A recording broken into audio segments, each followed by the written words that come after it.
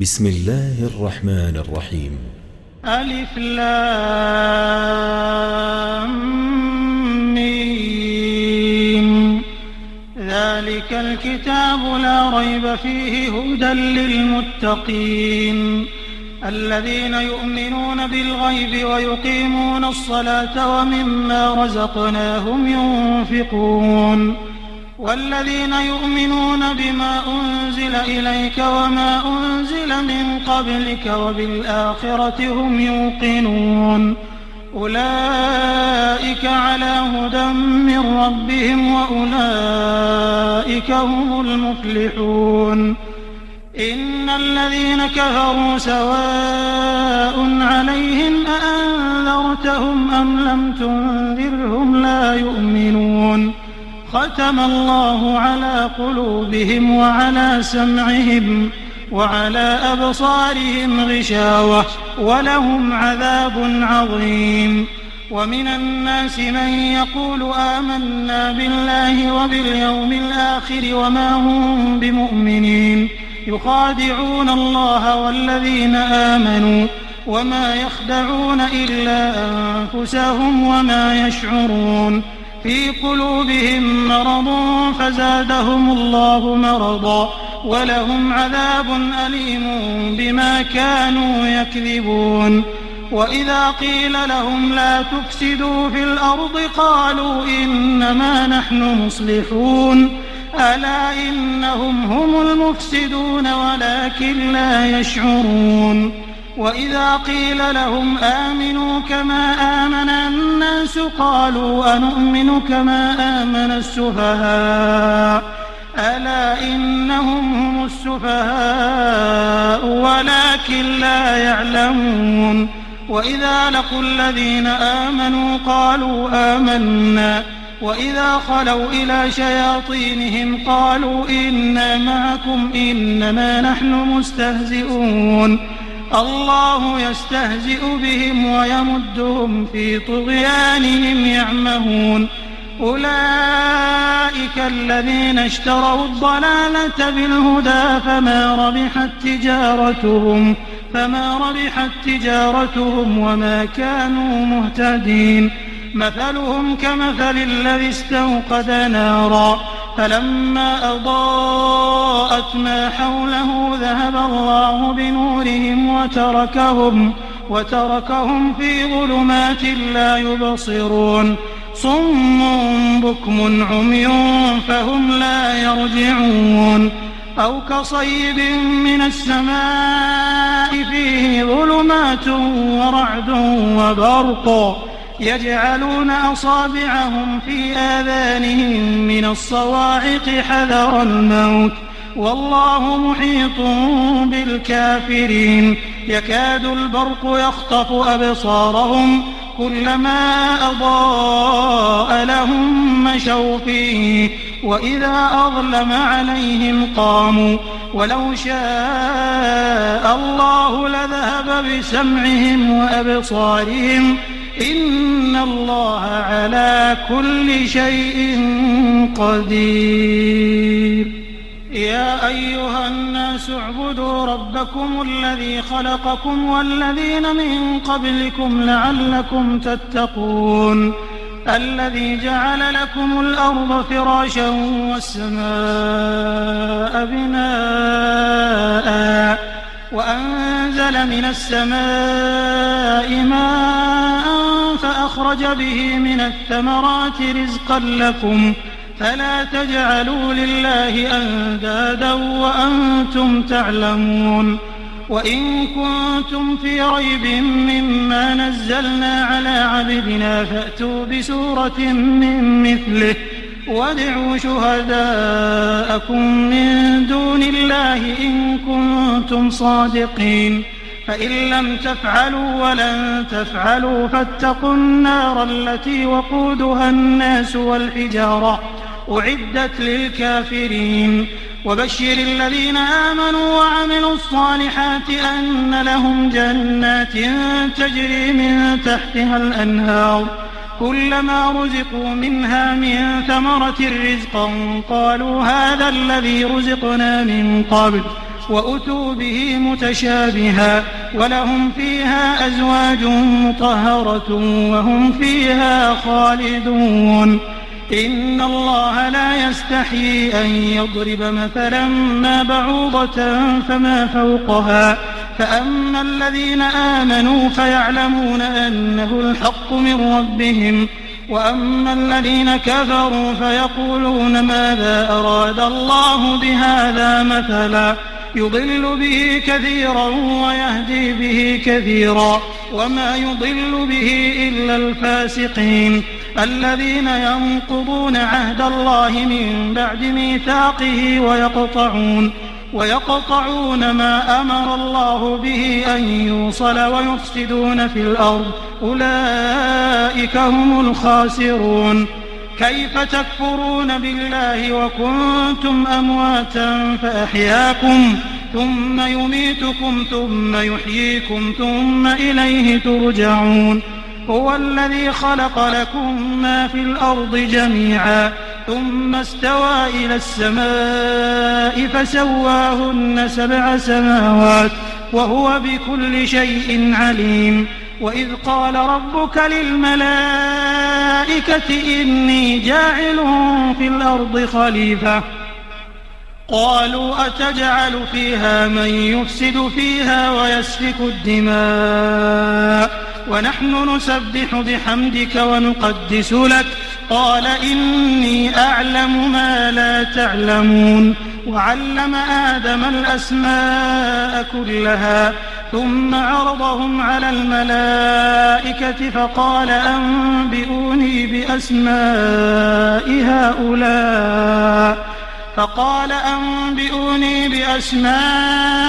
هؤلاء إن كنتم صادقين. قالوا سبحانك لا علم لنا إلا ما علمتنا إنك أنت العليم الحكيم. قال يا آدم أنبئهم بأسمائهم فلما أنبأهم بأسمائهم قال ألم أقل لكم إني أعلم غيب السماوات والأرض وأعلم ما تبدون وما كنتم تكتمون. وإذ قلنا للملائكة اسجدوا لآدم فسجدوا إلا إبليس أبى واستكبر وكان من الكافرين. وقلنا يا آدم اسكن أنت وزوجك الجنة وكلا منها رغدا حيث شئتما ولا تقربا هذه الشجرة فتكونا من الظالمين. فأزلهما الشيطان عنها فأخرجهما مما كانا فيه وقلنا اهبطوا بعضكم لبعض عدو ولكم في الأرض مستقر ومتاع إلى حين. فتلقى آدم من ربه كلمات فتاب عليه إنه هو التواب الرحيم. قلنا اهبطوا منها جميعا فإما يأتينكم مني هدى فمن تبع هداي فلا خوف عليهم ولا هم يحزنون. والذين كفروا وكذبوا بآياتنا أولئك أصحاب النار هم فيها خالدون. يا بني إسرائيل اذكروا نعمتي التي أنعمت عليكم وأوفوا بعهدي أوف بعهدكم وإياي فارهبون. وآمنوا بما أنزلت مصدقا لما معكم ولا تكونوا أول كافر به ولا تشتروا بآياتي ثمنا قليلا وإياي فاتقون. ولا تلبسوا الحق بالباطل وتكتموا الحق وأنتم تعلمون. وأقيموا الصلاة وآتوا الزكاة واركعوا مع الراكعين. أتأمرون الناس بالبر وتنسون أنفسكم وأنتم تتلون الكتاب أفلا تعقلون. واستعينوا بالصبر والصلاة وإنها لكبيرة إلا على الخاشعين. الذين يظنون أنهم ملاقو ربهم وأنهم إليه راجعون يا بني إسرائيل اذكروا نعمتي التي أنعمت عليكم وأني فضلتكم على العالمين واتقوا يوما لا تجزي نفس عن نفس شيئا ولا يقبل منها شفاعة ولا يؤخذ منها عدل ولا هم ينصرون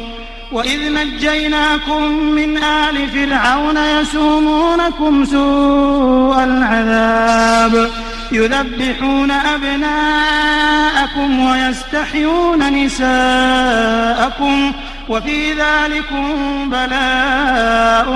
من ربكم عظيم وإذ فرقنا بكم البحر فأنجيناكم وأغرقنا آل فرعون وأنتم تنظرون وإذ واعدنا موسى 40 ليلة ثم اتخذتم العجل من بعده وأنتم ظالمون ثم عفونا عنكم من بعد ذلك لعلكم تشكرون وإذ آتينا موسى الكتاب والفرقان لعلكم تهتدون وإذ قال موسى لقومه يا قوم إنكم ظلمتم أنفسكم باتخاذكم العجل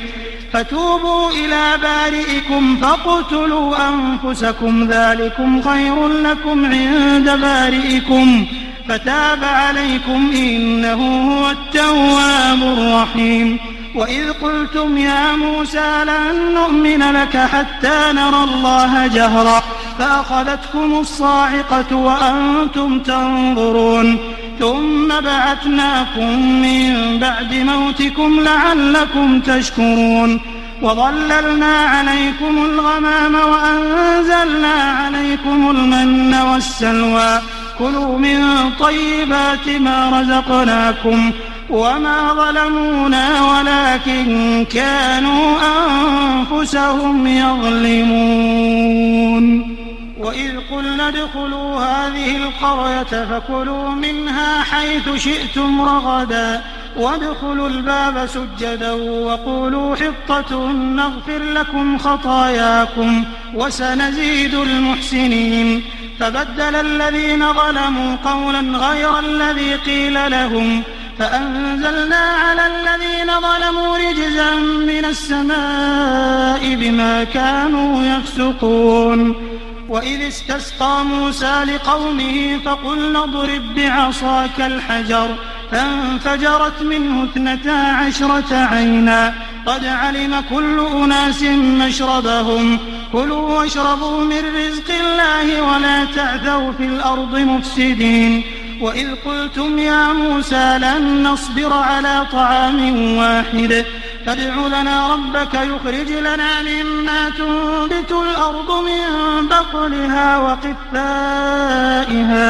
وقثائها وفومها وعدسها وبصلها قال أتستبدلون الذي هو أدنى بالذي هو خير اهبطوا مصرا فإن لكم ما سألتم وضربت عليهم الذلة والمسكنة وباءوا بغضب من الله ذلك بأنهم كانوا يكفرون بآيات الله ويقتلون النبيين بغير الحق ذلك بما عصوا وكانوا يعتدون إن الذين آمنوا والذين هادوا والنصارى والصابئين من آمن بالله واليوم الآخر وعمل صالحا فلهم أجرهم عند ربهم ولا خوف عليهم ولا هم يحزنون وإذ أخذنا ميثاقكم ورفعنا فوقكم الطور خذوا ما آتيناكم بقوة واذكروا ما فيه لعلكم تتقون ثم توليتم من بعد ذلك فلولا فضل الله عليكم ورحمته لكنتم من الخاسرين ولقد علمتم الذين اعتدوا منكم في السبت فقلنا لهم كونوا قردة خاسئين فجعلناها نكالا لما بين يديها وما خلفها وما خلفها وموعظة للمتقين. وإذ قال موسى لقومه إن الله يأمركم أن تذبحوا بقرة قالوا أتتخذنا هزوا قال أعوذ بالله أن أكون من الجاهلين. قالوا ادع لنا ربك يبين لنا ما هي قال إنه يقول إنها بقرة لا فارض ولا بكر عوان بين ذلك فافعلوا ما تؤمرون. قالوا ادع لنا ربك يبين لنا ما لونها قال إنه يقول إنها بقرة صفراء فاقع لونها تسر الناظرين. قالوا ادع لنا ربك يبين لنا ما هي إن البقرة شابه علينا وإنا إن شاء الله لمهتدون. قال إنه يقول إنها بقرة لا ذلول تثير الأرض ولا تسقي الحرث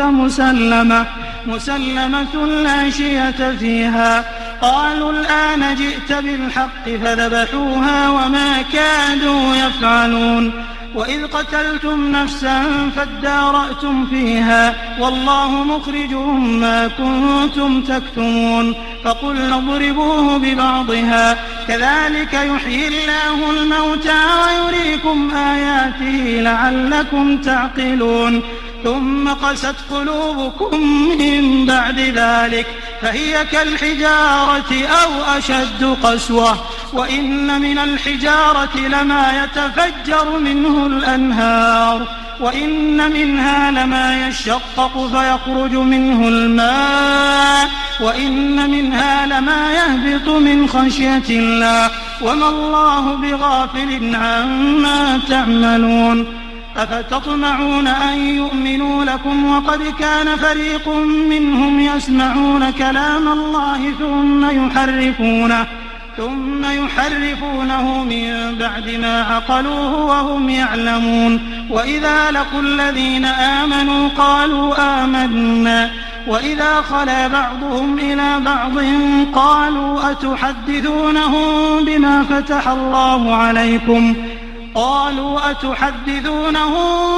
فتح الله عليكم ليحاجوكم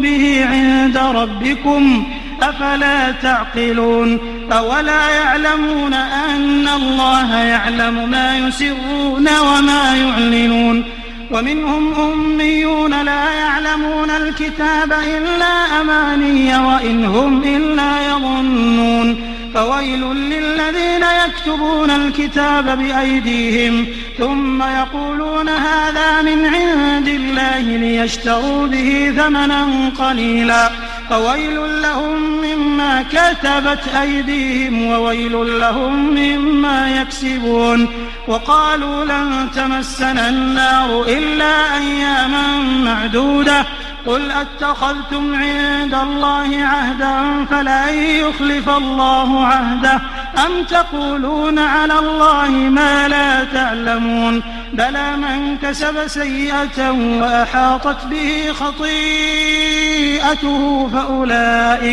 فأولئك أصحاب النار هم فيها خالدون. والذين آمنوا وعملوا الصالحات أولئك أصحاب الجنة هم فيها خالدون.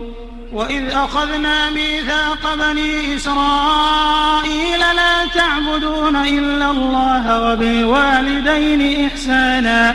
وذي القربى واليتامى والمساكين وقولوا للناس حسنا وأقيموا الصلاة وآتوا الزكاة ثم توليتم إلا قليلا منكم وأنتم معرضون. وإذ أخذنا ميثاقكم لا تسفكون دماءكم ولا تخرجون أنفسكم من دياركم ثم أقررتم وأنتم تشهدون. ثم أنتم هؤلاء تقتلون أنفسكم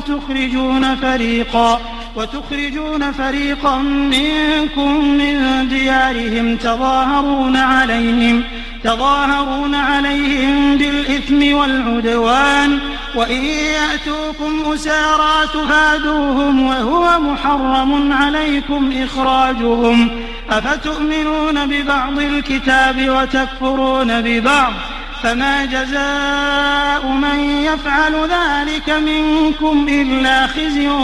في الحياة الدنيا ويوم القيامة يردون إلى أشد العذاب وما الله بغافل عما تعملون أولئك الذين اشتروا الحياة الدنيا بالآخرة فلا يخفف عنهم العذاب ولا هم ينصرون ولقد آتينا موسى الكتاب وقفينا من بعده بالرسل وآتينا عيسى ابن مريم البينات وأيدناه بروح القدس أفكلما جاءكم رسول بما لا تهوى أنفسكم استكبرتم ففريقا كذبتم وفريقا تقتلون وقالوا قلوبنا غلف بل لعنهم الله بكفرهم فقليلا ما يؤمنون ولما جاءهم كتاب من عند الله مصدق لما معهم وكانوا من قبل يستفتحون على الذين كفروا فلما جاءهم ما عرفوا كفروا به فلعنة الله على الكافرين بئس ما اشتروا به أنفسهم أن يكفروا بما أنزل الله بغيا أن ينزل الله من فضله على من يشاء من عباده فباءوا بغضب على غضب وللكافرين عذاب مهين وإذا قيل لهم آمنوا بما أنزل الله قالوا نؤمن بما أنزل علينا ويكفرون بما وراءه وهو الحق مصدقا لما معهم قل فلم تقتلون أنبياء الله من قبل إن كنتم مؤمنين ولقد جاءكم موسى بالبينات ثم اتخذتم العجل من بعده وأنتم ظالمون وإذ أخذنا ميثاقكم ورفعنا فوقكم الطور خذوا ما آتيناكم بقوة واسمعوا قالوا سمعنا وعصينا وأشربوا في قلوبهم العجل بكفرهم قل بئس ما يأمركم به إيمانكم إن كنتم مؤمنين قل إن كانت لكم الدار الآخرة عند الله خالصة من دون الناس فتمنوا الموت إن كنتم صادقين ولن يتمنوه أبدا بما قدمت أيديهم والله عليم بالظالمين ولتجدنهم أحرص الناس على حياة ومن الذين أشركوا يود أحدهم لو يعمر 1000 سنة وما هو بمزحزحه من العذاب أن يعمر والله بصير بما يعملون قل من كان عدوا لجبريل فإنه نزله على قلبك بإذن الله مصدقا لما بين يديه وهدى وبشرى للمؤمنين من كان عدوا لله وملائكته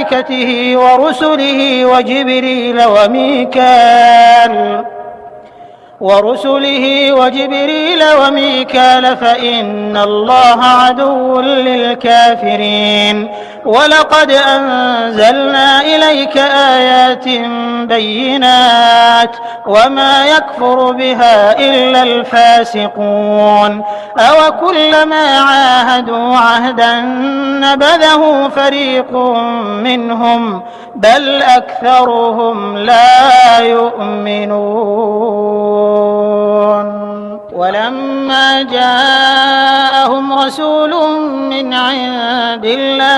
مصدق لما معهم نبذ فريق من الذين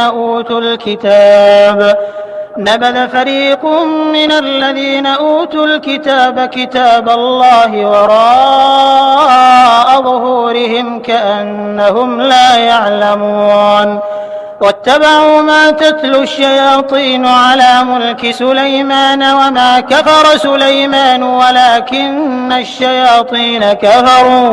ولكن الشياطين كفروا يعلمون الناس السحر وما أنزل على الملكين ببابل هاروت وماروت وما يعلمان من أحد حتى يقولا إنما نحن فتنة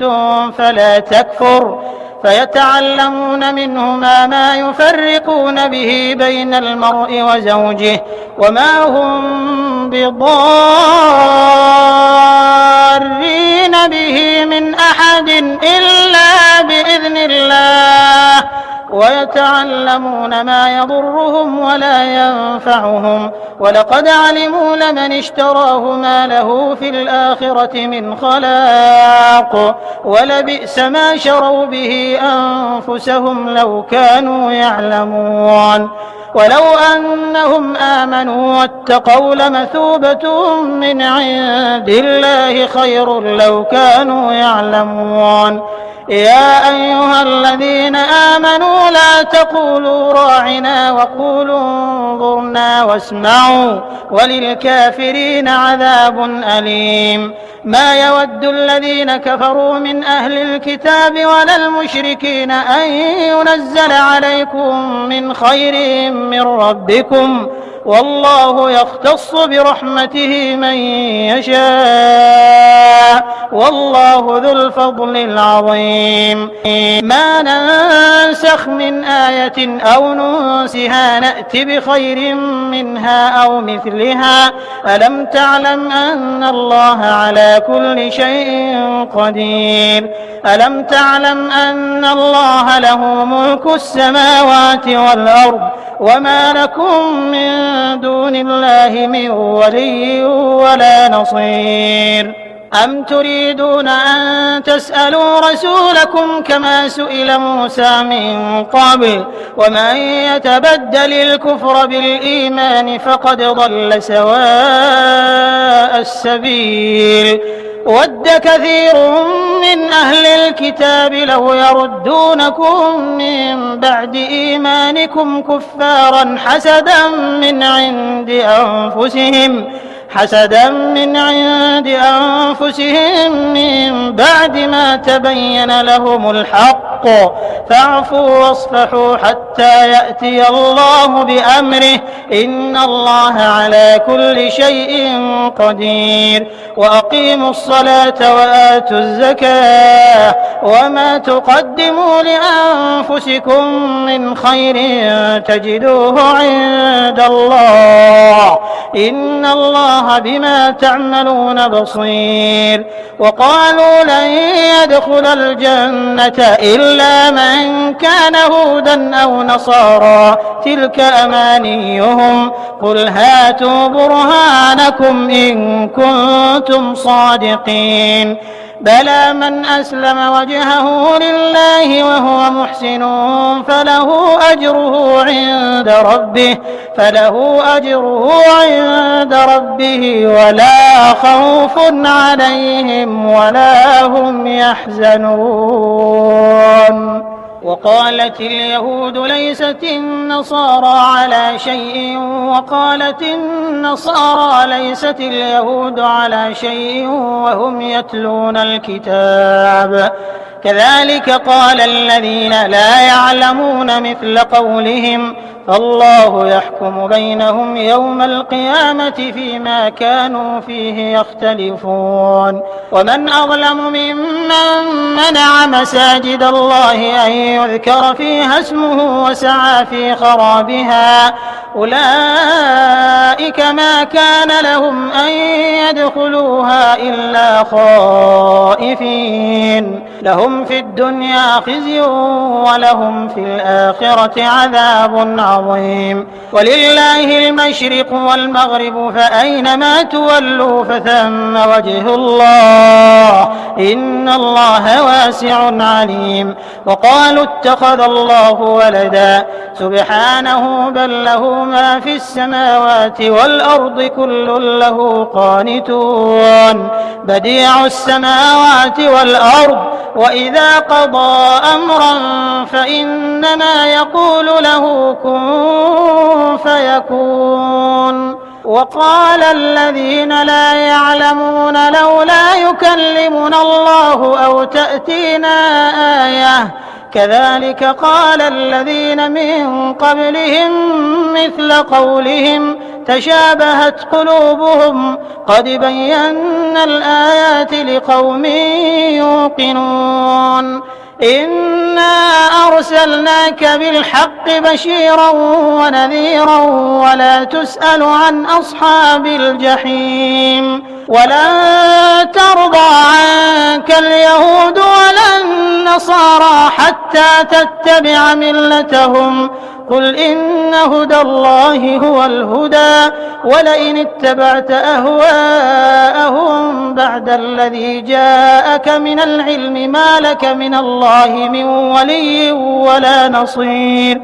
الذين آتيناهم الكتاب يتلونه حق تلاوته أولئك يؤمنون به ومن يكفر به فأولئك هم الخاسرون. يا بني إسرائيل اذكروا نعمتي التي أنعمت عليكم وأني فضلتكم على العالمين. واتقوا يوما لا تجزي نفس عن نفس شيئا ولا يقبل منها عدل ولا تنفعها شفاعة ولا هم ينصرون. وإذ ابتلى إبراهيم ربه بكلمات فأتمهم قال إني جاعلك للناس إماما قال ومن ذريتي قال لا ينال عهد الظالمين. وإذ جعلنا البيت مثابة للناس وأمنا واتخذوا من مقام إبراهيم مصلى وعهدنا إلى إبراهيم وإسماعيل أن طهرا بيتي للطائفين والعاكفين والركع السجود. وإذ قال إبراهيم رب اجعل هذا بلدا آمنا وارزق أهله من الثمرات من آمن منهم بالله واليوم الآخر قال ومن كفر فأمتعه قليلا ثم أضطره إلى عذاب النار وبئس المصير. وإذ يرفع إبراهيم القواعد من البيت وإسماعيل ربنا تقبل منا إنك أنت السميع العليم. ربنا واجعلنا مسلمين لك ومن ذريتنا أمة مسلمة لك وأرنا مناسكنا وتب علينا إنك أنت التواب الرحيم. ربنا وابعث فيهم رسولا منهم يتلو عليهم آياتك ويعلمهم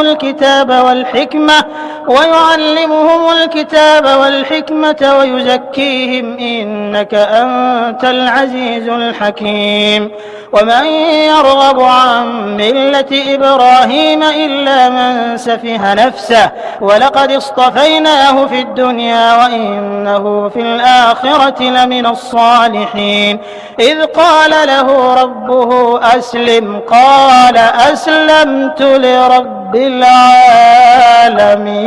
العالمين. ووصى بها إبراهيم بنيه ويعقوب يا بني إن الله اصطفى لكم الدين فلا تموتن إلا وأنتم مسلمون. أم كنتم شهداء إذ حضر يعقوب الموت إذ قال لبنيه ما تعبدون من بعدي قالوا نعبد إلهك وإله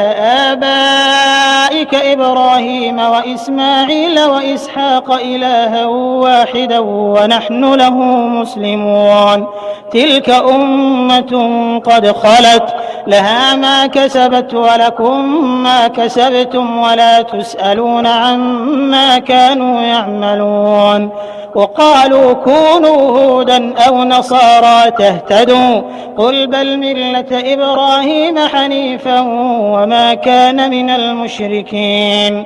قولوا آمنا بالله وما أنزل إلينا وما أنزل إلى إبراهيم وإسماعيل وإسحاق ويعقوب والأسباط وما أوتي موسى وعيسى وما أوتي النبيون من ربهم لا نفرق بين أحد منهم ونحن له مسلمون فإن آمنوا بمثل ما آمنتم به فقد اهتدوا وإن تولوا فإنما هم في شقاق فسيكفيكهم الله وهو السميع العليم صبغة الله ومن أحسن من الله صبغة ونحن له عابدون قل أتحاجوننا في الله وهو ربنا وربكم ولنا أعمالنا ولكم أعمالكم ونحن له مخلصون أم تقولون إن إبراهيم وإسماعيل وإسحاق ويعقوب والأسباط كانوا هودا أو نصارى قل أأنتم أعلم أم الله ومن أظلم ممن كتم شهادة عنده من الله وما الله بغافل عما تعملون تلك أمة قد خلت لها ما كسبت ولكم ما كسبتم ولا تسألون عما كانوا يعملون سيقول السفهاء من الناس ما ولاهم عن قبلتهم التي كانوا عليها قل لله المشرق والمغرب يهدي من يشاء إلى صراط مستقيم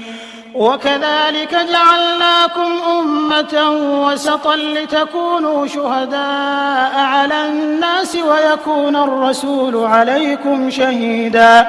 وما جعلنا القبلة التي كنت عليها إلا لنعلم من يتبع الرسول ممن ينقلب على عقبيه وإن كانت لكبيرة إلا على الذين هدى الله وما كان الله ليضيع إيمانكم إن الله بالناس لرؤوف رحيم قد نرى تقلب وجهك في السماء فلنولينك قبلة ترضاها فول وجهك شطر المسجد الحرام وحيث ما كنتم فولوا وجوهكم شطره وإن الذين أوتوا الكتاب ليعلمون أنه الحق من ربهم وما الله بغافل عما يعملون ولئن أتيت الذين أوتوا الكتاب بكل آية ما تبعوا قبلتك وما أنت بتابع قبلتهم وما بعضهم بتابع قبلة بعض ولئن اتبعت أهواءهم من بعد ما جاءك من العلم إنك إذا لمن الظالمين الذين آتيناهم الكتاب يعرفونه كما يعرفون أبناءهم وإن فريقا منهم ليكتمون الحق وهم يعلمون الحق من ربك فلا تكونن من الممترين ولكل وجهة هو موليها فاستبقوا الخيرات أينما تكونوا يأت بكم الله جميعا إن الله على كل شيء قدير ومن حيث خرجت فول وجهك شطر المسجد الحرام وإنه للحق من ربك وما الله بغافل عما تعملون ومن حيث خرجت فول وجهك شطر المسجد الحرام وحيث ما كنتم فولوا وجوهكم شطره لئلا يكون للناس عليكم حجة إلا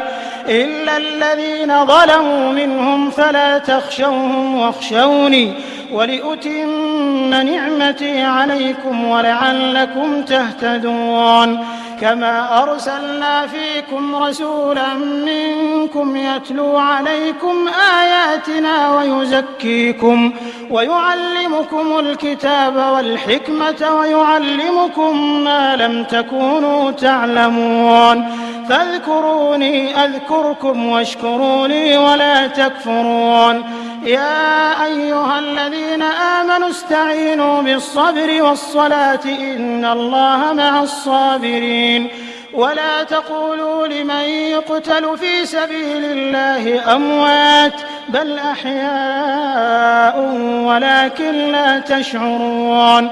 ولنبلونكم بشيء من الخوف والجوع ونقص من الأموال والأنفس والثمرات وبشر الصابرين الذين إذا أصابتهم مصيبة قالوا إنا لله وإنا إليه راجعون أولئك عليهم صلوات من ربهم ورحمة وأولئك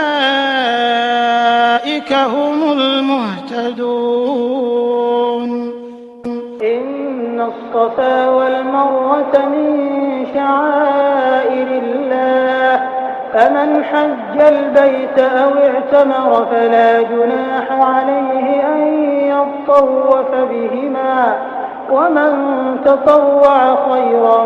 فإن الله شاكر عليم إن الذين يكتمون ما أنزلنا من البينات والهدى من بعد ما بيناه للناس في الكتاب أولئك يلعنهم الله ويلعنهم اللاعنون إلا الذين تابوا وأصلحوا وبينوا فأولئك أتوب عليهم وأنا التواب الرحيم إن الذين كفروا وماتوا وهم كفار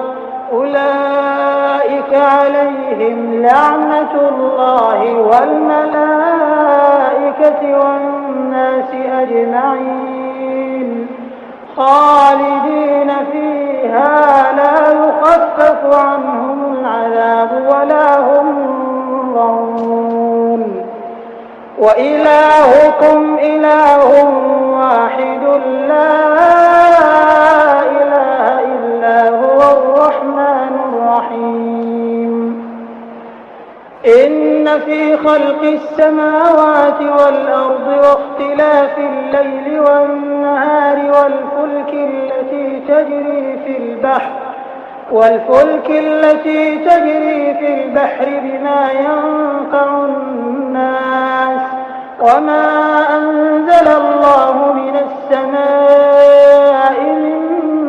ماء فأحيا به الأرض بعد موتها وبث فيها من كل دابة وتصريف الرياح والسحاب المسخر بين السماء والأرض لآيات لقوم يعقلون ومن الناس من يتخذ من دون الله أندادا يحبونهم كحب الله والذين آمنوا أشد حبا لله ولو يرى الذين ظلموا إذ يرون العذاب أن القوة لله جميعا وأن الله شديد العذاب إذ تبرأ الذين اتبعوا من الذين اتبعوا ورأوا العذاب وتقطعت بهم الأسباب وقال الذين اتبعوا لو أن لنا كرة فنتبرأ منهم كما تبرأوا منا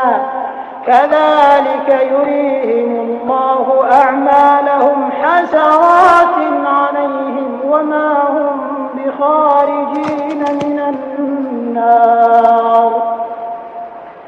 يا أيها الناس كلوا مما في الأرض حلالا طيبا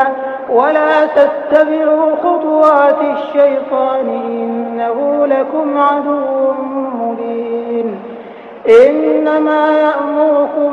بالسوء والفحشاء وأن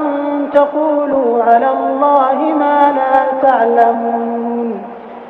وإذا قيل لهم اتبعوا ما أنزل الله قالوا بل نتبع ما ألفينا عليه آباءنا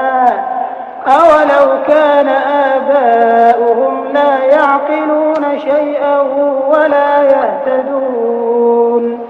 ومثل الذين كفروا كمثل الذي ينعق بما لا يسمع إلا دعاء ونداء صم بكم عمي فهم لا يعقلون. يا أيها الذين آمنوا كلوا من طيبات ما رزقناكم واشكروا لله إن كنتم إياه تعبدون. إنما حرم عليكم الميتة والدم ولحم الخنزير وما أهل به لغير الله فمن اضطر غير باغ ولا عاد فلا إثم عليه إن الله غفور رحيم. إن الذين يكتمون ما أنزل الله من الكتاب ويشترون به ثمنا قليلا أولئك ما يأكلون في بطونهم إلا النار ولا يكلمهم الله يوم القيامة ولا يزكيهم ولهم عذاب أليم.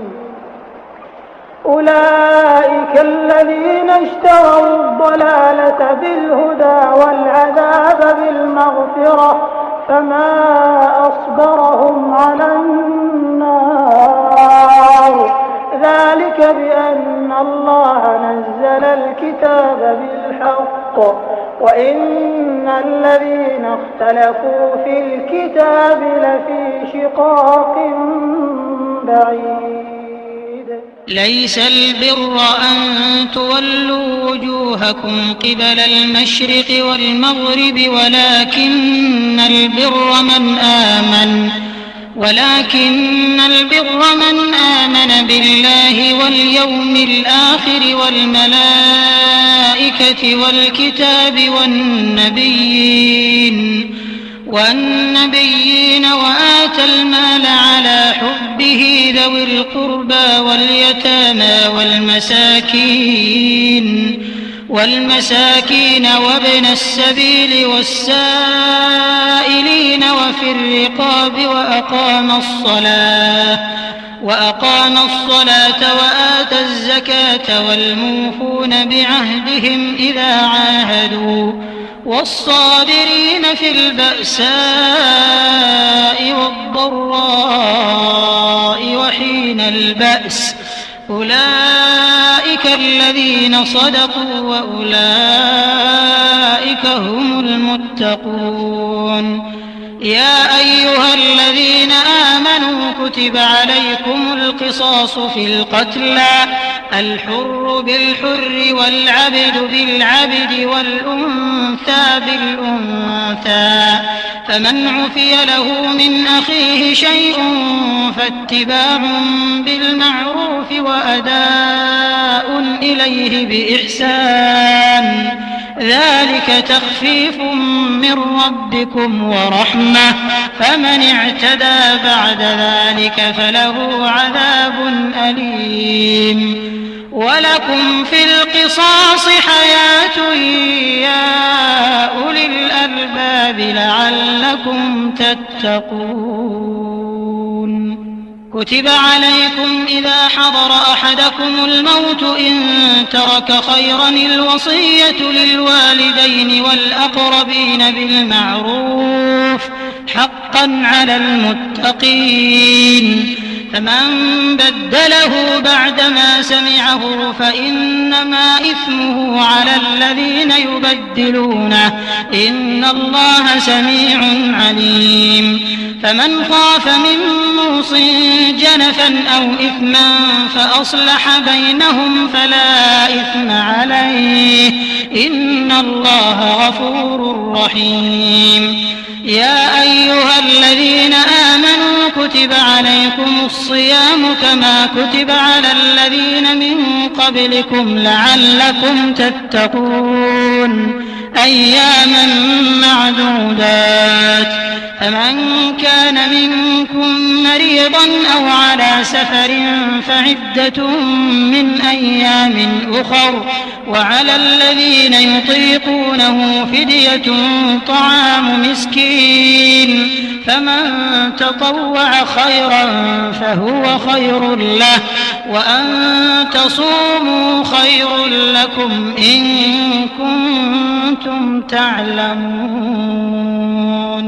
شهر رمضان الذي أنزل فيه القرآن هدى للناس وبينات من الهدى والفرقان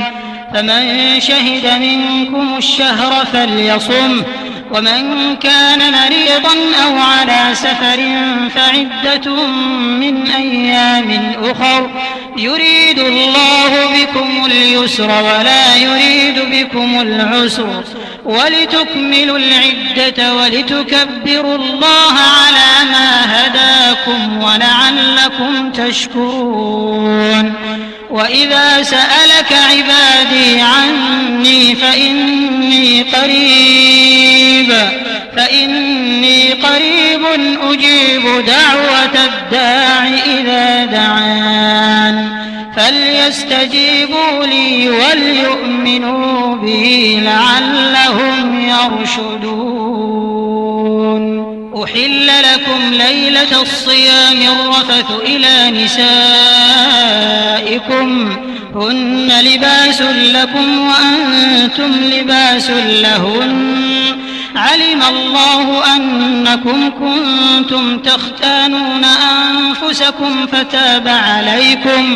فتاب عليكم وعفى عنكم فالآن باشروهن وابتغوا ما كتب الله لكم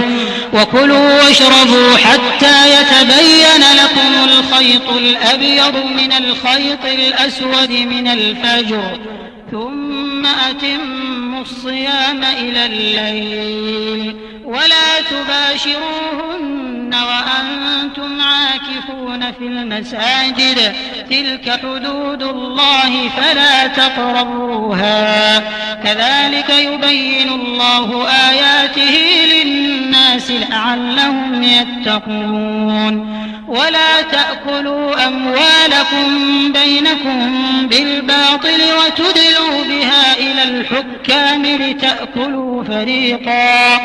وتدلوا بها إلى الحكام لتأكلوا فريقا من أموال الناس بالإثم وأنتم تعلمون يسألونك عن الأهلة قل هي مواقيت للناس والحج وليس البر بأن تأتوا البيوت من ظهورها ولكن البر من اتقى وأتوا البيوت من أبوابها واتقوا الله لعلكم تفلحون وقاتلوا في سبيل الله الذين يقاتلونكم ولا تعتدوا إن الله لا يحب المعتدين واقتلوهم حيث ثقفتموهم وأخرجوهم من حيث أخرجوكم والفتنة أشد من القتل ولا تقاتلوهم عند المسجد الحرام حتى يقاتلوكم فيه فإن قاتلوكم فاقتلوهم كذلك جزاء الكافرين فإن انتهوا فإن الله غفور رحيم وقاتلوهم حتى لا تكون فتنة ويكون الدين لله فإن انتهوا فلا عدوان إلا على الظالمين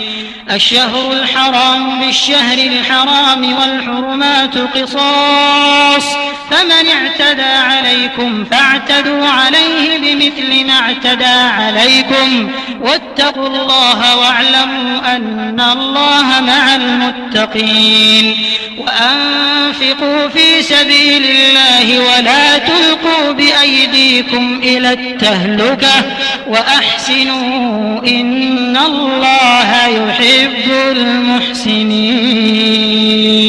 وأتموا الحج والعمرة لله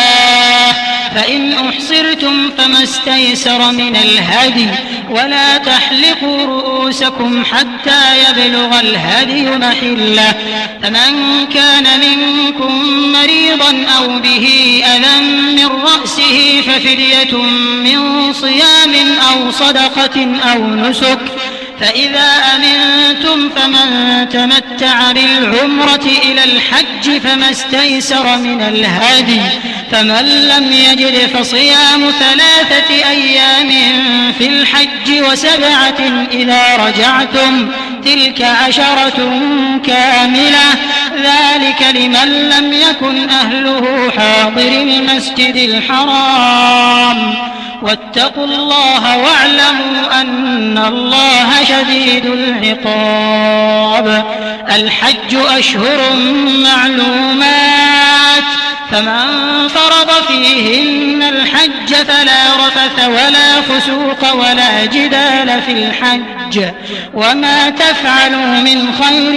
يعلمه الله وتزودوا فإن خير الزاد التقوى واتقون يا أولي الألباب ليس عليكم جناح أن تبتغوا فضلا من ربكم فإذا أفضتم من عرفات فاذكروا الله عند المشعر الحرام واذكروه كما هداكم وإن كنتم من قبله لمن الضالين ثم أفيضوا من حيث أفاض الناس واستغفروا الله إن الله غفور رحيم فإذا قضيتم مناسككم فاذكروا الله كذكركم آباءكم أو أشد ذكرا فمن الناس من يقول ربنا آتنا في الدنيا وما له في الآخرة من خلاق ومنهم من يقول ربنا آتنا في الدنيا حسنة وفي الآخرة حسنة وقنا عذاب النار أولئك لهم نصيب مما كسبوا والله سريع الحساب واذكروا الله في أيام معدودات فمن تعجل في يومين فلا إثم عليه ومن تأخر فلا إثم عليه لمن اتقى واتقوا الله واعلموا أنكم إليه تحشرون ومن الناس من يعجبك قوله في الحياة الدنيا ويشهد الله على ما في قلبه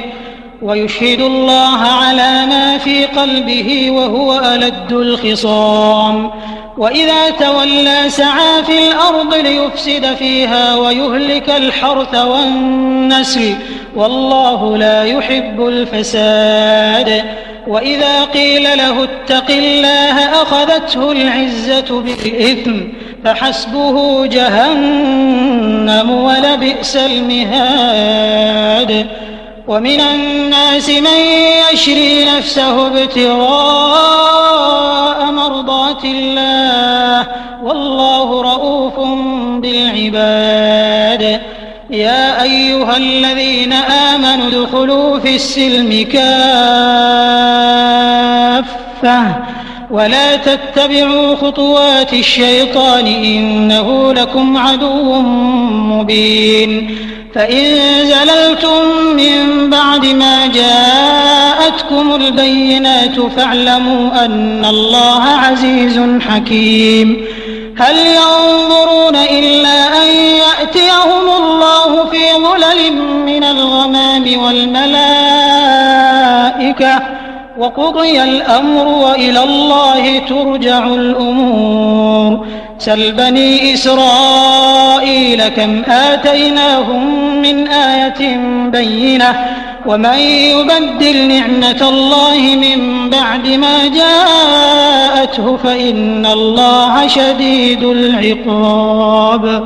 زين للذين كفروا الحياة الدنيا ويسخرون من الذين آمنوا والذين اتقوا فوقهم يوم القيامة والله يرزق من يشاء بغير حساب كان الناس أمة واحدة فبعث الله النبيين مبشرين ومنذرين وأنزل معهم الكتاب بالحق ليحكم بين الناس فيما اختلفوا فيه وما اختلف فيه إلا الذين أوتوه من بعد ما جاءتهم البينات بغيا بينهم فهدى الله الذين آمنوا لما اختلفوا فيه من الحق بإذنه والله يهدي من يشاء إلى صراط مستقيم أم حسبتم أن تدخلوا الجنة ولما يأتكم مثل الذين خلوا من قبلكم مستهم البأساء والضراء وزلزلوا حتى يقول الرسول والذين آمنوا معه متى نصر الله ألا إن نصر الله قريب يسألونك ماذا ينفقون قل ما أنفقتم من خير فللوالدين والأقربين واليتامى والمساكين وابن السبيل وما تفعلوا من خير فإن الله به عليم كتب عليكم القتال وهو كره لكم وعسى أن تكرهوا شيئا وهو خير لكم وعسى أن تحبوا شيئا وهو شر لكم والله يعلم وأنتم لا تعلمون يسألونك عن الشهر الحرام قتال فيه قل قتال فيه كبير وصد عن سبيل الله وكفر به والمسجد الحرام وإخراج أهله منه أكبر عند الله والفتنة أكبر من القتل ولا يزالون يقاتلونكم حتى يردوكم عن دينكم إن استطاعوا ومن يرتد منكم عن دينه فيمت وهو كافر فأولئك حبطت أعمالهم في الدنيا والآخرة وأولئك أصحاب النار هم فيها خالدون إن الذين آمنوا والذين هاجروا وجاهدوا في سبيل الله أولئك يرجون رحمة الله والله غفور رحيم يسألونك عن الخمر والميسر قل فيهما إثم كبير ومنافع للناس وإثمهما أكبر من نفعهما ويسألونك ماذا ينفقون قل العفو كذلك يبين الله لكم الآيات لعلكم تتفكرون في الدنيا والآخرة ويسألونك عن اليتامى قل إصلاح لهم خير وإن تخالطوهم فإخوانكم والله يعلم المفسد من المصلح ولو شاء الله لأعنتكم إن الله عزيز حكيم ولا تنكحوا المشركات حتى يؤمنوا ولأمة مؤمنة خير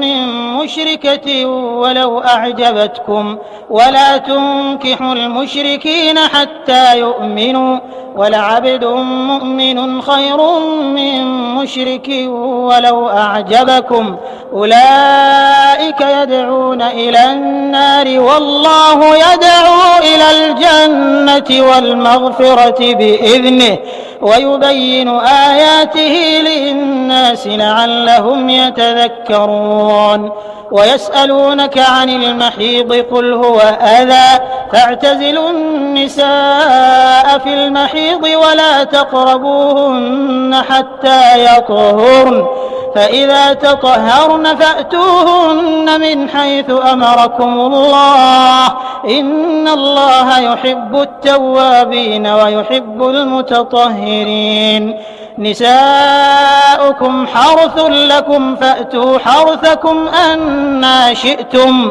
وقدموا لأنفسكم واتقوا الله واعلموا أنكم ملاقوه وبشر المؤمنين ولا تجعلوا الله عرضة لأيمانكم أن تبروا وتتقوا وتصلحوا بين الناس والله سميع عليم لا يؤاخذكم الله باللغو في أيمانكم ولكن يؤاخذكم بما كسبت قلوبكم والله غفور حليم للذين يؤلون من نسائهم تربص 4 أشهر فإن فاءوا فإن الله غفور رحيم وإن عزموا الطلاق فإن الله سميع عليم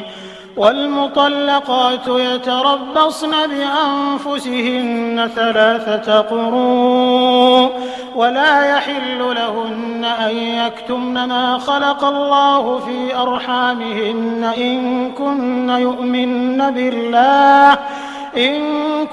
يؤمن بالله واليوم الآخر وبعولتهن أحق بردهن في ذلك إن أرادوا إصلاحا ولهن مثل الذي عليهن بالمعروف وللرجال عليهن درجة والله عزيز حكيم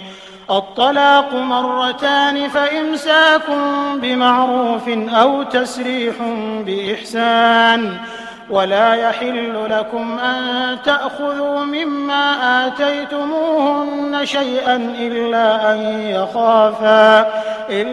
أن يخافا ألا يقيما حدود الله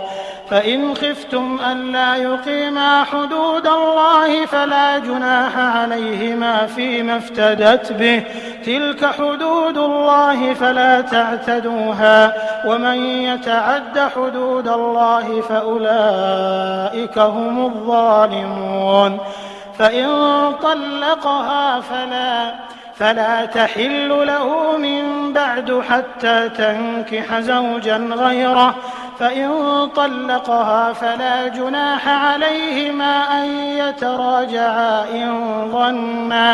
إن ظنا أن يقيما حدود الله وتلك حدود الله يبينها لقوم يعلمون وإذا وإذا طلقتم النساء فبلغن أجلهن فأمسكوهن بمعروف أو سرحوهن بمعروف ولا تمسكوهن ضرارا لتعتدوا ومن يفعل ذلك فقد ظلم نفسه ولا تتخذوا آيات الله هزوا واذكروا نعمة الله عليكم وما أنزل عليكم من الكتاب والحكمة يعظكم به واتقوا الله واعلموا أن الله بكل شيء عليم. وإذا طلقتم النساء فبلغن أجلهن فلا تعضلوهن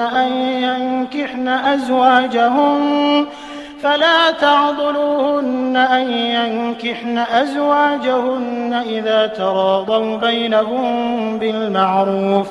ذلك يوعظ به من كان منكم يؤمن بالله واليوم الآخر ذلكم أزكى لكم وأطهر والله يعلم وأنتم لا تعلمون. والوالدات يرضعن أولادهن حولين كاملين لمن أراد أن يتم الرضاعة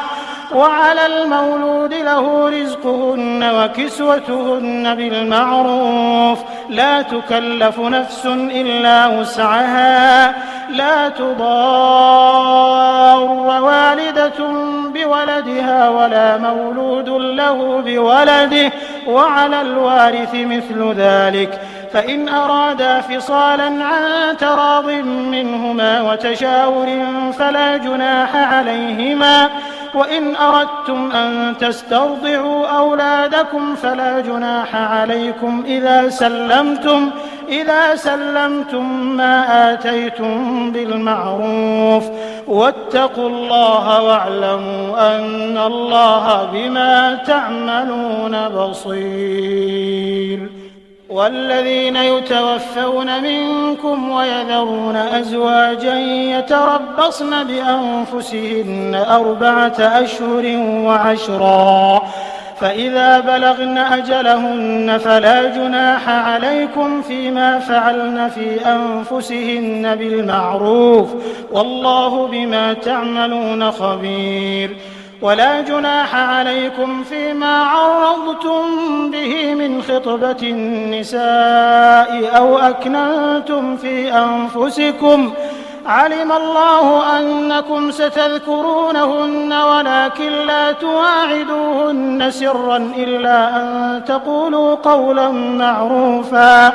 ولا تعزموا عقدة النكاح حتى يبلغ الكتاب أجله واعلموا أن الله يعلم ما في أنفسكم فاحذروه واعلموا أن الله غفور حليم. لا جناح عليكم إن طلقتم النساء ما لم تمسوهن أو تفرضوا لهن فريضة ومتعوهن على الموسع قدره وعلى المقتر قدره متاعا بالمعروف حقا على المحسنين. وإن طلقتموهن من قبل أن تمسوهن وقد فرضتم لهن فريضة فنصف ما فرضتم إلا أن يعفون أو يعفو الذي بيده عقدة النكاح وأن تعفوا أقرب للتقوى ولا تنسوا الفضل بينكم إن الله بما تعملون بصير. حافظوا على الصلوات والصلاة الوسطى وقوموا لله قانتين فإن خفتم فرجالا أو ركبانا فإذا أمنتم فاذكروا الله كما علمكم ما لم تكونوا تعلمون. والذين يتوفون منكم ويذرون أزواجا وصية لأزواجهم متاعا إلى الحول غير إخراج فإن خرجن فلا جناح عليكم فيما فعلن في أنفسهن من معروف والله عزيز حكيم. وللمطلقات متاع بالمعروف حقا على المتقين كذلك يبين الله لكم آياته لعلكم تعقلون. ألم تر إلى الذين خرجوا من ديارهم وهم ألوف حذر الموت فقال لهم الله موتوا ثم أحياهم إن الله لذو فضل على الناس ولكن أكثر الناس لا يشكرون. وقاتلوا في سبيل الله واعلموا أن الله سميع عليم. من ذا الذي يقرض الله قرضا حسنا فيضاعفه له أضعافا كثيرة والله يقبض ويبسط وإليه ترجعون. ألم تر إلى الملأ من بني إسرائيل من بعد موسى إذ قالوا لنبي له مبعث لنا ملكا نقاتل في سبيل الله قال هل عسيتم إن كتب عليكم القتال ألا تقاتلوا قالوا وما لنا ألا نقاتل في سبيل الله وقد أخرجنا من ديارنا وأبنائنا فلما كتب عليهم القتال تولوا إلا قليلا منهم والله عليم بالظالمين. وقال لهم نبيهم إن الله قد بعث لكم طالوت ملكا قالوا أنى يكون له الملك علينا ونحن أحق بالملك منه ولم يؤت سعة من المال قال إن الله اصطفاه عليكم وزاده بسطة في العلم والجسم والله يؤتي ملكه من يشاء والله واسع عليم. وقال لهم نبيهم إن آية ملكه أن يأتيكم التابوت فيه سكينة من ربكم وبقية مما ترك آل موسى وآل هارون تحمله الملائكة إن في ذلك لآية لكم إن كنتم مؤمنين. فلما فصل طالوت بالجنود قال إن الله مبتليكم بنهر فمن شرب منه فليس مني ومن لم يطعمه فإنه مني إلا من اغترف غرفة بيده فشربوا منه إلا قليلا منهم فلما جاوزه هو والذين آمنوا معه قالوا لا طاقة لنا اليوم بجالوت وجنوده قال الذين يظنون أنهم ملاقو الله كم من فئة قليلة غلبت فئة كثيرة بإذن الله والله مع الصابرين. ولما برزوا لجالوت وجنوده قالوا ربنا أفرغ علينا صبرا وثبت أقدامنا وانصرنا على القوم الكافرين فهزموهم بإذن الله. وقتل داود جالوت وآتاه الله الملك والحكمة وعلمه مما يشاء ولولا دفع الله الناس بعضهم ببعض لفسدت الأرض ولكن الله ذو فضل على العالمين. تلك آيات الله نتلوها عليك بالحق وإنك لمن المرسلين. تلك الرسل فضلنا بعضهم على بعض منهم من كلم الله ورفع بعضهم درجات وآتينا عيسى ابن مريم البينات وأيدناه بروح القدس ولو شاء الله ما اقتتل الذين من بعدهم من بعد ما جاءتهم البينات ولكن اختلفوا فمنهم من آمن ومنهم من كفر ولو شاء الله ما اقتتلوا ولكن الله يفعل ما يريد. يا أيها الذين آمنوا أنفقوا مما رزقناكم من قبل أن يأتي يوم لا بيع فيه ولا خلة ولا شفاعة والكافرون هم الظالمون. الله لا إله إلا هو الحي القيوم لا تأخذه سنة ولا نوم له ما في السماوات وما في الأرض من ذا الذي يشفع عنده إلا بإذنه يعلم ما بين أيديهم وما خلفهم ولا يحيطون بشيء من علمه إلا بما شاء وسع كرسيه السماوات والأرض ولا يؤوده حفظهما وهو العلي العظيم. لا إكراه في الدين قد تبين الرشد من الغي فمن يكفر بالطاغوت ويؤمن بالله فقد استمسك بالعروة الوثقى لا انفصام لها والله سميع عليم. الله ولي الذين آمنوا يخرجهم من الظلمات إلى النور والذين كفروا أولياؤهم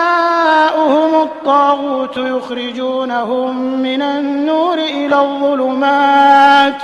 أولئك أصحاب النار هم فيها خالدون. ألم تر إلى الذي حاج إبراهيم في ربه أن آتاه الله الملك إذ قال إبراهيم ربي الذي يحيي ويميت قال أنا أحيي وأميت قال إبراهيم فإن الله يأتي بالشمس من المشرق فأت بها من المغرب فبهت الذي كفر والله لا يهدي القوم الظالمين. أو كالذي مر على قرية وهي خاوية على عروشها قال أنى يحيي هذه الله بعد موتها فأماته الله 100 عام ثم بعثه قال كم لبثت قال لبثت يوما أو بعض يوم قال بل لبثت 100 عام فانظر إلى طعامك وشرابك لم يتسنه وانظر إلى حمارك ولنجعلك آية للناس وانظر إلى العظام كيف ننشزها ثم نكسوها لحما فلما تبين له قال أعلم أن الله على كل شيء قدير. وإذ قال إبراهيم رب أرني كيف تحيي الموتى قال أولم تؤمن قال بلى ولكن ليطمئن قلبي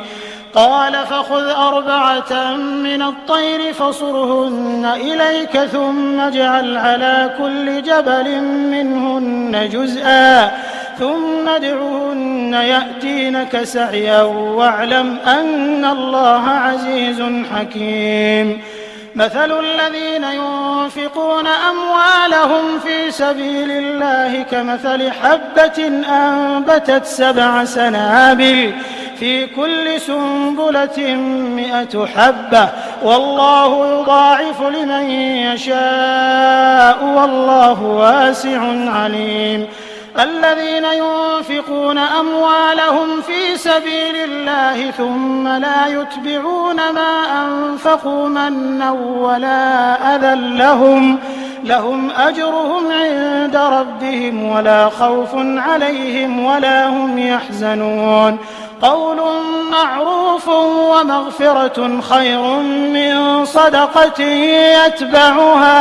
أذى والله غني حليم. يا أيها الذين آمنوا لا تبطلوا صدقاتكم بالمن والأذى كالذي ينفق ماله رئاء الناس كالذي ينفق ماله رئاء الناس ولا يؤمن بالله واليوم الآخر فمثله كمثل صفوان عليه تراب فأصابه وابل فتركه صلدا لا يقدرون على شيء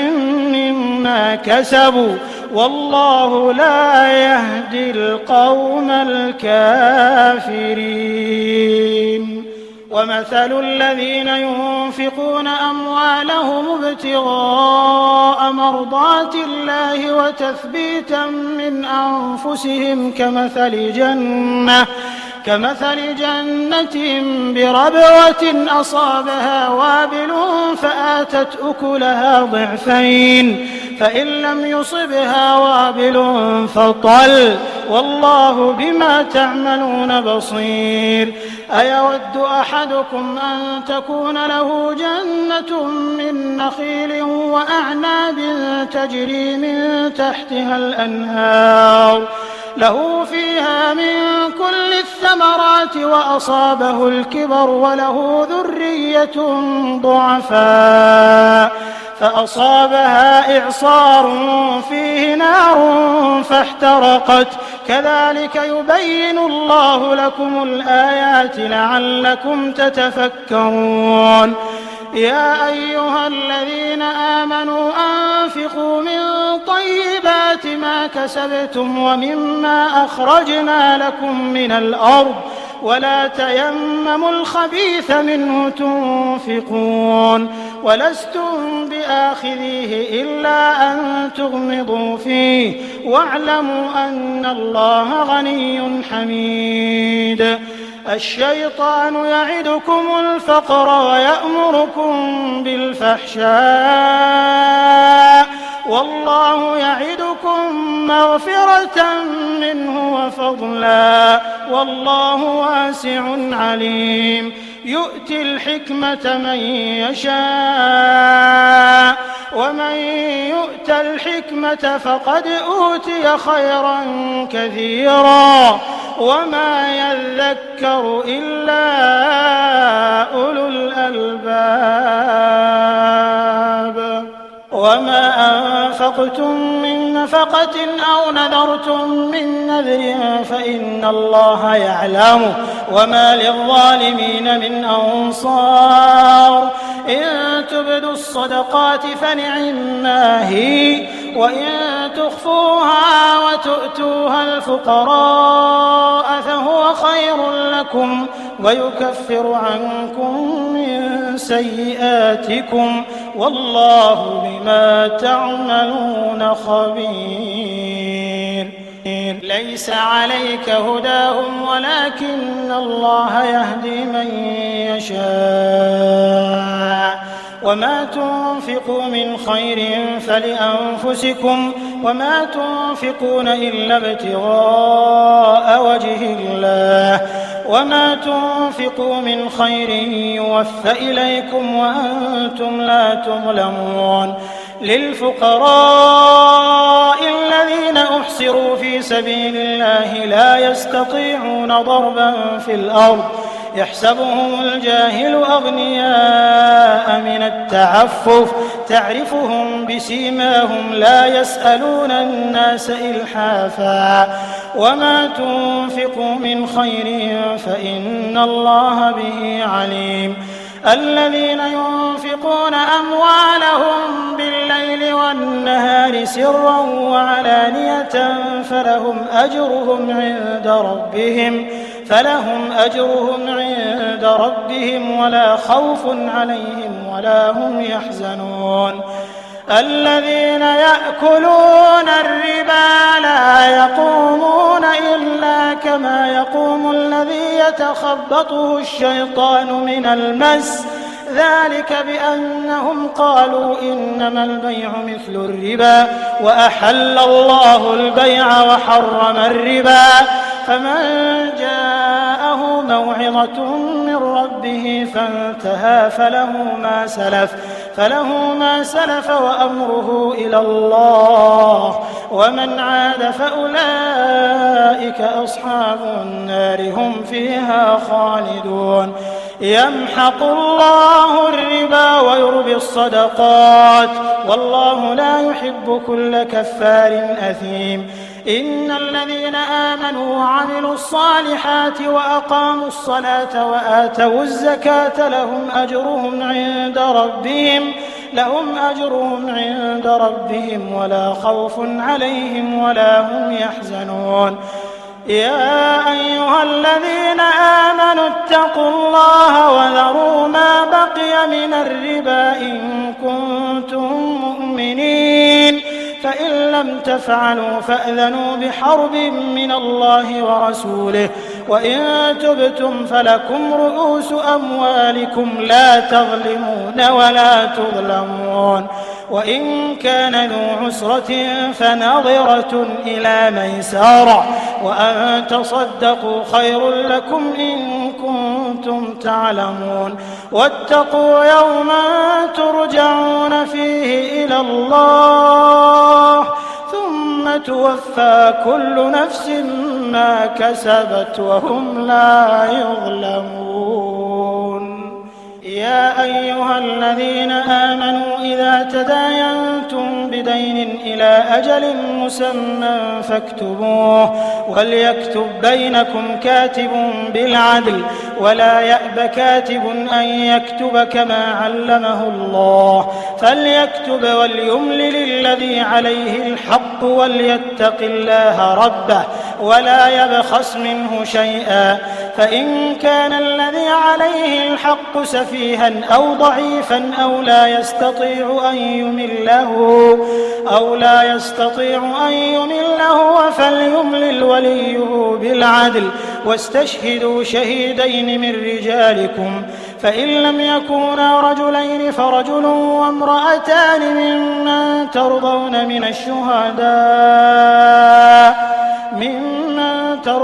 من الشهداء أن تضل إحداهما فتذكر إحداهما الأخرى ولا يأبى الشهداء إذا ما دعوا ولا تسأموا أن تكتبوه صغيرا أو كبيرا إلى أجله ذلكم أقسط عند الله وأقوم للشهادة وأدنى ألا ترتابوا إلا أن تكون تجارة حاضرة تديرونها بينكم فليس عليكم جناح ألا تكتبوها وأشهدوا إذا تبايعتم ولا يضار كاتب ولا شهيد وإن تفعلوا فإنه فسوق بكم واتقوا الله ويعلمكم الله والله بكل شيء عليم. وإن كنتم على سفر ولم تجدوا كاتبا فرهان مقبوضة فإن أمن بعضكم بعضا فليؤدي الذي ائتمن أمانته وليتق الله ربه ولا تكتموا الشهادة ومن يكتمها فإنه آثم